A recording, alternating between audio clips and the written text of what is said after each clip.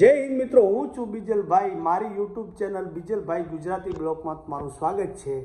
અને આપણી સામે બેઠા છે રાજપૂત મહાદેવભાઈ બારઠ. મહાદેવભાઈ કેમ છો? આનંદ મંગલ. કેટલાય ટાઈમથી તમને મળવાનું મન થતું હતું, પણ ભગવાન આજે સંજોગસર એવું સાતમ ને સોમવાર આપણે આપણી ભાષામાં કહી. હવે મહાદેવભાઈ મારે અહીંયાથી જવું છે. મહાદેવભાઈ મારે હવે અહીંયાથી તમે કીધું ને મોતિયાર, એની મને હિસ્ટ્રી કહો. મારે ત્યાં જવું છે તો તમારી નજરે કેટલું પુરાણો, શું મહત્વપૂર્ણ? હવે બીજલભાઈ જો મોતિયારની વાત કરીએ, હા, તો મોતિયાર વિશે અમારે અલગ અલગ લોકવાયકા છે ગામમાં. કે એક લોકવાયકા એવી છે કે જૂનું જે ભીમાસર ગામ છે અમારું હાલનું, એની સ્થાપના 1735માં ભીમાજી મકવાણાએ કરી.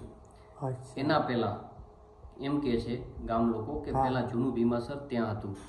અને ત્યાં એમ કે છે કે માતાજીને આ બધું ધુવાડો ને એ બધું પસંદ ન હતા, ત્યાંથી ગામ પછી અહીંયા વસ્યું, નીચે વસ્યું. આ એક લોકવાયકા પણ છે ગામમાં. અને બીજી એક એ પણ અમને માહિતી હમણાં મળી કે જડુ શાખાના કાઠીઓ, એટલે કે તમને જો સીધી રીતે કહું તો આપણે સત્તાધારમાં જે આપા ગીગા થઈ ગયા એ જડુ શાખાના કાઠી હતા.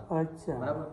તો એ સત્તાધાર પહેલા થાન રહેતા હતા, અને થાન ચોટીલા, અને થાનની પહેલા તેઓ ભીમાસર રહેતા હતા. તો અહીંયાથી એ લોકો માઇગ્રેશન કરી અને થાન ગયા, થાનથી સત્તાધાર ગયા. થાનમાં દુષ્કાળ પડ્યો એટલે એ લોકો સત્તાધાર ગયા ગીરમાં, ત્રીજું સ્થાન બદલાયું. અને એવું એમના ઇતિહાસકાર ભનુભાઈ ખવડ છે કાઠી સમાજના, એ કહેતા હતા. અને એમણે એમના આધારે કહેતા હતા કે સત્તાધારની જગ્યામાં એમના દેવકરણ બારોટ કરીને છે, એમણે ચોપડો વાંચ્યો તો એમાં એ ઉલ્લેખ આવ્યો.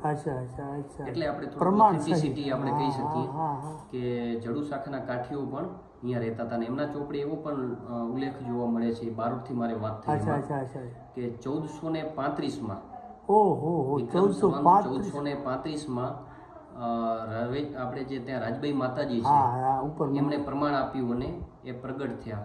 અને જે ચારણ અને સપનામાં આવીને કીધું કે જો સવારે જજો ડુંગર ઉપર ને ચૂંદડી નારિયેલ હોય તો માનજો કે હું રાજભાઈ છું. તો એવો એમાં નોંધ મળે છે. એટલે 1435ની એમાં નોંધ છે. એટલે આપણે કહી શકીએ કે કદાચ કાઠીઓ પણ અહીંયા રહેતા હોય. અને જ્યારે એ મેગેલેથિક ના એક ડૉક્ટર સુભાષિસ દાસ ઝારખંડના, એમણે એવો પણ એક મત વ્યક્ત કર્યો કે જેમણે આ બધું જોયા પછી કે આ એક મેગેલેથિક સાઇટ પણ હોઈ શકે જો આમાં સંશોધન થાય તો. કારણ કે જે ઈસરોના નિવૃત્ત અધિકારી ડૉક્ટર PS ઠક્કર, એમણે એક સેટેલાઇટ મેપ લીધો એનો ઉપગ્રહ દ્વારા. તો 1 કિલોમીટર ચોરસમાં ફેલાયેલું આખું આ કિલ્લેબંધ નગર છે, એમાં બજારો છે, મકાનો છે, બધું જ છે. તો એ આખું જે નગર છે, નગરની બાજુમાં જ એક્ઝેક્ટ એક મેગેલેથિક ગુફા છે.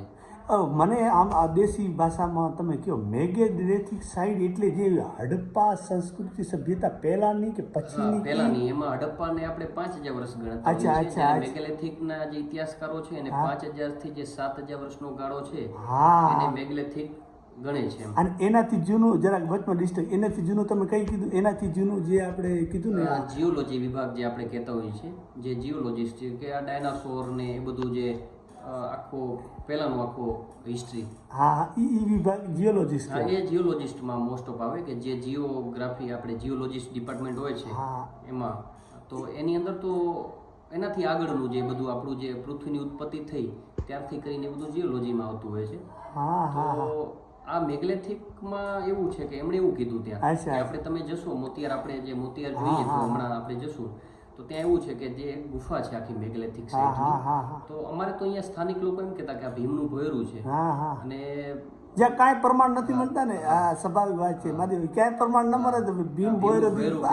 અને રિયલમાં એવું છે કે આપણે વાગડ વિસ્તારમાં પાંડવો 13મું વર્ષ જે અજ્ઞાતવાસ હતા એ આપણે વાગડમાં ગાળેલું છે, જેમ કે ગેડીમાં. તો કદાચ અહીંયા વિચર્યા હોય, ફર્યા હોય, એને લઈને અમુક લોકો શું ખાતું, કારણ કે એનું સંશોધનો થયા જ નથી બિલકુલ હજી સુધી બાબતમાં.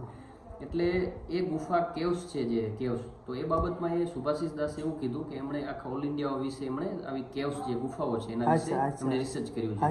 તો એમનું કહેવાનું એવું થતું હતું કે એક કેરળમાં કેરળ કેરળ છે ત્યાં એક આવી જ સેમ ગુફા છે પણ એ રોક પ્રકારની છે, જ્યારે આ રોક પ્રકાર વિનાની ગુફા ભારતની એકમાત્ર અહીંયા છે એવું એમનું કહેવાનું.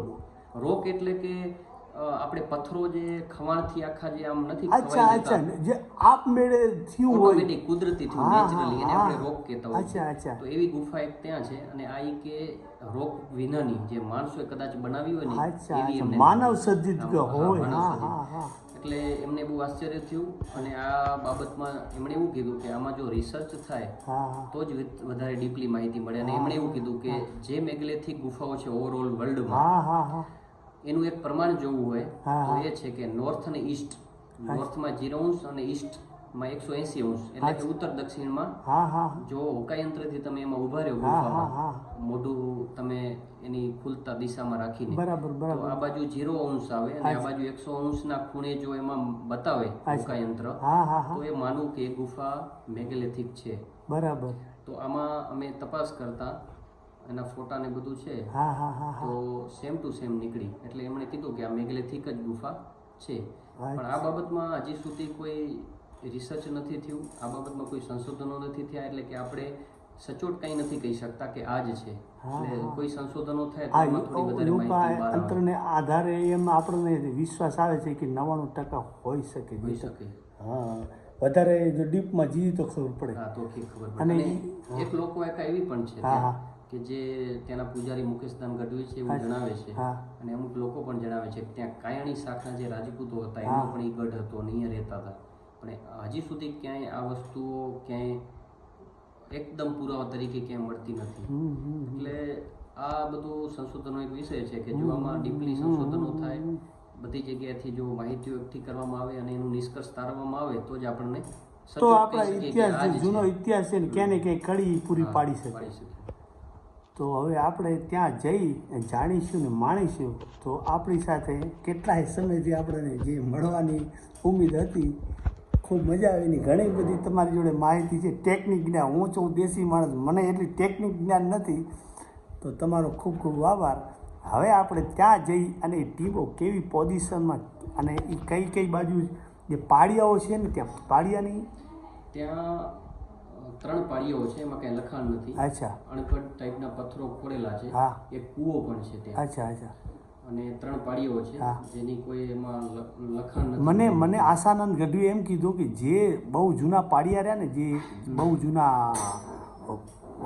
આપણે ક્યાં કીધા ગઢવીઓના નહીં, મને અત્યારે મગજ હા જરપરાના આશાનંદ ગઢવી, પણ જે ટાઈમે આપણે લાખો ફૂલાણી અને કાઠીઓની તકરાર થઈ, એ ટાઈમે કાઠીઓના જેટલા જૂના પાળિયા રહ્યા ને એમાં લખાણ જ નહોતું. ધીરે ધીરે ધીરે પછી લખાણ આવ્યું. કારણ કે કચ્છમાં કેવું થયું છે કે આપણે ચારે બાજુ રણ હોવાના કારણે ખારાશવાળો આપણો પવન છે અહીંયા. એટલે કોઈ બી પથ્થર હશે તેમાં અમુક વર્ષો પછી ખવાણ થાય છે. એટલે આપણે ત્યાં અત્યારે તમે 500 700 વર્ષ પછીના મોસ્ટ ઓફ પાળીઓની લિપિ જોવા જ નથી મળતી, કારણ કે ખવાતું જાય છે. હા, અને હવે શોર્ટમાં તમને કહી દઉં કે કે મને જે પાળિયાને ખોડનાર વ્યક્તિએ કીધું કે 1000 વર્ષ થાય ને તો પાળિયામાંથી એક કાગરવા એનું પડ ઉતરી જાય, એટલે ધીરે ધીરે એ ઘસારો લાગે.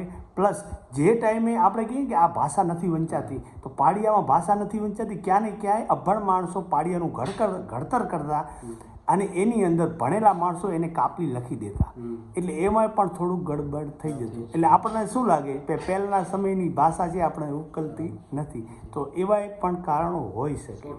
ને આપણે પાળિયાની વાત નીકળી છે તો આપણે કહી શકીએ કે અત્યારે કચ્છના આપણા ગુજરાતના એક ઇતિહાસમાં જનરલ નોલેજમાં પ્રશ્ન પૂછાય છે. અચ્છા, જનરલ નોલેજ કે સૌથી જૂનામાં જૂનો પાળિયો ક્યાં અને કોનો?